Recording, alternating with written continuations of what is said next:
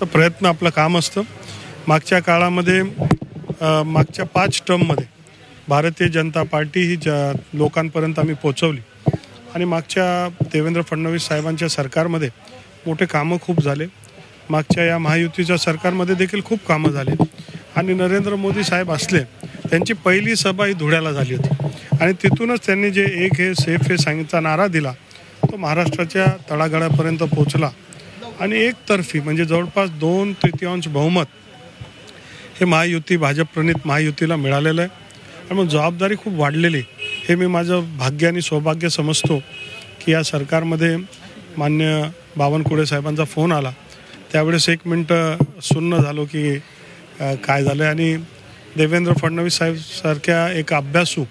जाणकार नेत्याच्या नेतृत्वामध्ये काम करण्याची संधी मिळणार आहे. खरं तर जितका आनंद होतोय खूप आनंद होतोय त्याचबरोबर खूप जबाबदारीची जाणीव देखील होते आणि आयुष्यामध्ये ही संधी आपल्या राज्याची आपल्या देशाची सेवेची संधी मिळाली याच्या माध्यमातून जे काय करता येईल आणि शेवटी पदं येतील जातील माणसं येतील आणि जातील पण आपण या कामामध्ये आपण या पदावर असताना काय कामं केले हे आयुष्यामध्ये लक्षात राहणारे आणि सामान्य लोकांच्या जीवनाला स्पर्श करणारे कामं आपल्या माध्यमातून झाले पाहिजे आणि तोच प्रयत्न हा राहणार. मी जेव्हा नावं पाहत होतो एक चांगली टीम सगळ्या भागातली सगळ्या लोकातली सगळ्या क्षेत्रातली एक बॅलन्स टीम याच्या माध्यमातून निवडली आणि माननीय देवेंद्र फडणवीस साहेबांच्या नेतृत्वाखाली राज्यामध्ये आणि माननीय नरेंद्र मोदी साहेबसारखं एक मोठं नेतं विश्वाचे नेते यांच्या नेतृत्वाखाली काम करण्याचा एक वेगळा अनुभव हा मिळणार आहे. एवढाच मनामध्ये की हा सोहळा झाल्यानंतर जी काय सेवाची संधी मिळेल या महाराष्ट्रामध्ये समर्पित भावनेने आमची टीम सेवा करेल असा विश्वास या निमित्ताने व्यक्त करेल. 16 ते 19 या दरम्यान देखील तुम्ही मंत्रिपदी राहिलात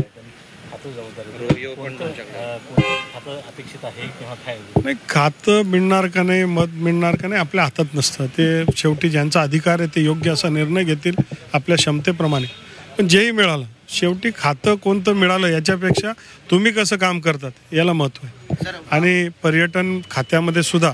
त्या काळामध्ये रोजगार हमीमध्ये सुद्धा एक नवीन योजना देण्याचं काम मी केलं आणि मला आनंद आहे की जी संधी मिळाली त्याचं सोनं मी नक्कीच करेल सेवा मी करण्याचा प्रयत्न करेल.